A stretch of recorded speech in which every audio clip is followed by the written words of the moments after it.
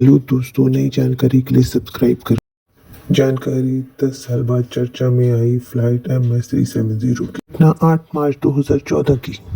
Asia airlines द्वारा संचालित एक अंतर्राष्ट्रीय उड़ान ने कुआलालंपुर से बीजिंग के लिए उड़ान भरी।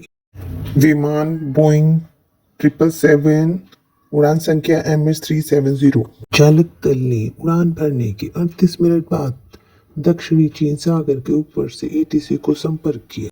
के बाद ATC के माध्यमिक विमान रडार से इस विमान का संपर्क समाप्त हो गया, लेकिन मलेशियाई सेना के प्राथमिक रडार सिस्टम द्वारा 1 घंटे इसे और ट्रैक किया गया।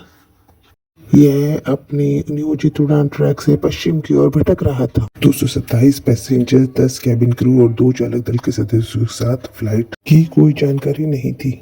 विमान के पायलट इन कमांड पिनांग के 53 वर्षीय कैप्टन जहरी अहमद शाह, सह पायलट 27 वर्षीय प्रथम अधिकारी फारिक अब्दुल हामिद थे। यह उनकी अंतिम प्रशिक्षण उड़ान थी। MS-370 हवाई जहाज की खोज विमान इतिहास की सबसे महंगी खोज साबित हुई है। 2015 के शुरुआती जांच में समुद्री मलबे के एक टुकड़े को बाद में उड़ान MS-370 की एक फ्लैपर होने की पुष्टि की गई।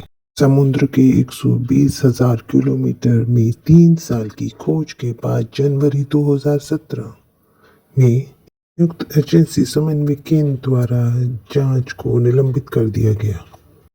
2018 में जांच को समुद्र में ही सीमित करते हुए ओशन इन्फिनिटी द्वारा दूसरी खोज को भी बिना किसी सफलता के समाप्त कर दिया गया। रडार से विलुप्त होने के बाद विमान के स्वचालित संचार ने इनसारमेंट उपग्रह से संपर्क साधने की कोशिश की। उपग्रह के संचार के विश्लेषण से यह निष्कर्ष निकाला गया दक्षिण हिंद महासागर के दक्षिण में दूर तक इसने यात्रा की है।